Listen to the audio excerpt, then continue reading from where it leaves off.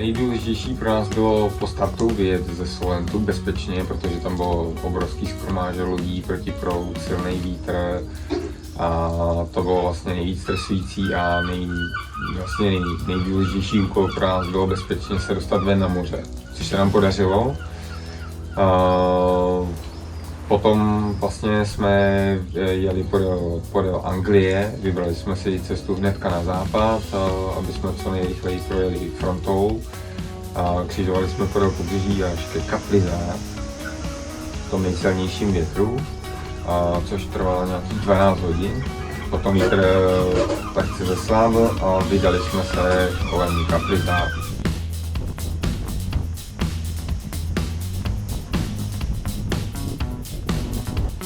Potom, co jsme vlastně vyjeli ze Solventu a dostali jsme se na moře, tak jsou menší problém se nám stal s foilem na levoboku a bohužel jsme ho nemohli používat úplně na 100%.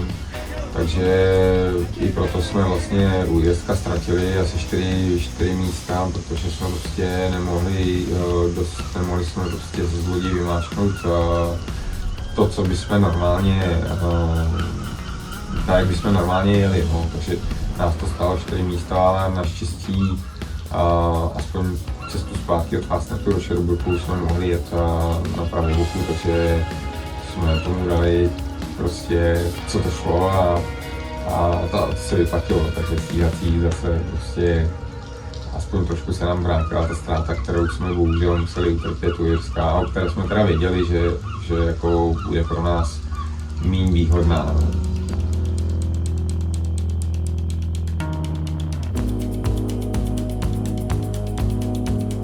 Druhá čtvrtina závodu od Anglie k Fastnetu znamenala pro nás to, že jsme museli jet co nejrychleji na sever k Irsku, abychom získali změnu přechodu fronty a mohli co nejdřív otočit a podél Irska jet vlastně k majáku Fastnet.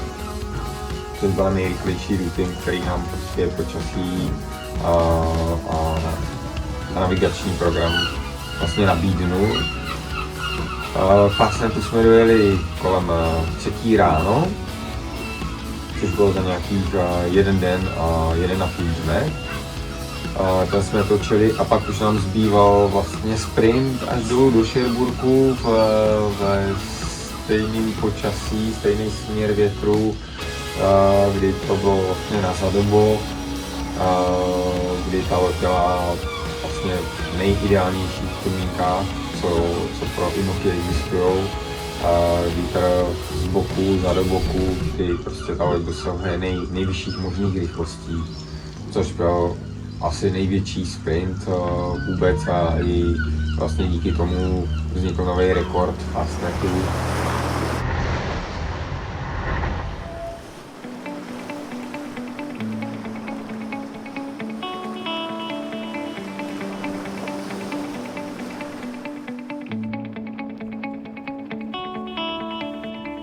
Do Sherbrooku jsme se dostali za nějaký den, za vlastně 24 hodin, no. Že jsme dosahovali rychlostí přes 30 uzlů a loď permanentně byla nad vodou prostě a všechno hvízdalo obrovské rychlosti a byli jsme rádi prostě vůbec se držet na lodi a celý to ukočírovat, protože to prostě bylo něco neuvěřitelného pro nás.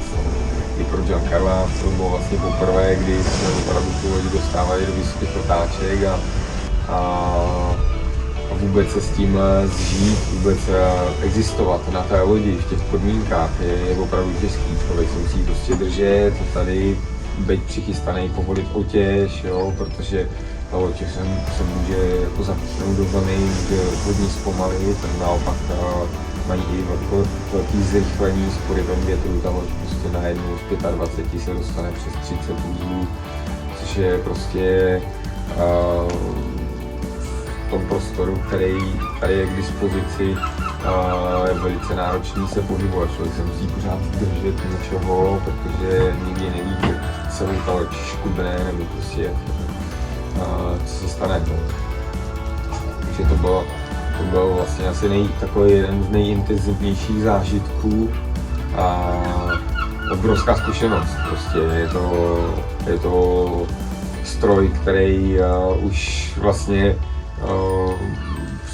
převyšuje lidský vlastně možnosti, nebo člověk musí spíš se snažit to zkrotit, tu loď a držet to, mít to pod kontrolou, protože prostě ty rychlosti můžou být tak velký, že potom už je to spíš o tom, že to člověk nezvládne. No.